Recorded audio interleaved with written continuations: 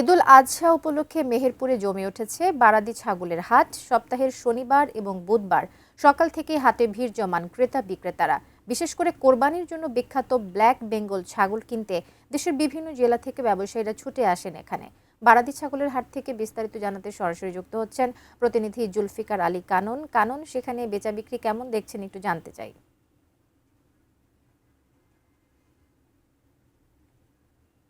চেষ্টা করছি আমাদের সহকর্মী কাননের সঙ্গে যুক্ত হওয়ার জন্য।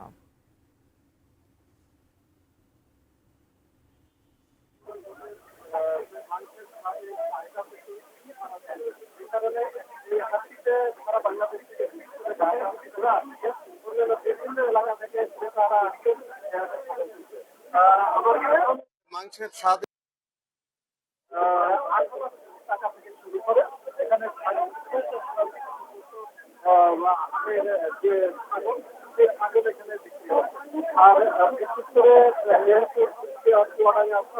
বিভিন্ন অঞ্চলে যারা ছাগলের তারা ছোট বড় খামার বাড়ি থেকে ছাগলগুলো সেই ছাগলগুলো এই হাটে আমি এখানে নিরাপত্তা ব্যবস্থা তৈরি করেছে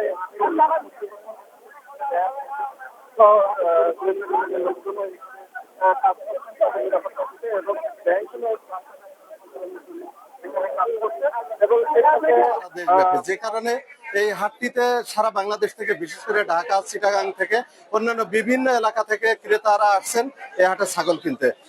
আমার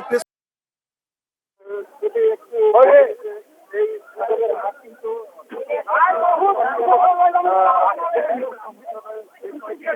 বড় বাজার রয়েছে ছাগলের, সেই বাজারের মধ্যে কিন্তু এই বারাদি ছাগলের হাট একটি অন্যতম। এবং এই ছাগলের হাট থেকে কিন্তু প্রতিদিন সপ্তাহে 2-3 হাট বসে। এখানে প্রত্যেক হাটে কিন্তু 12 থেকে 15 কোটি টাকার ছাগল বিক্রি হয় বলে জানিয়েছেন এখানকার হাট ইজারাদার।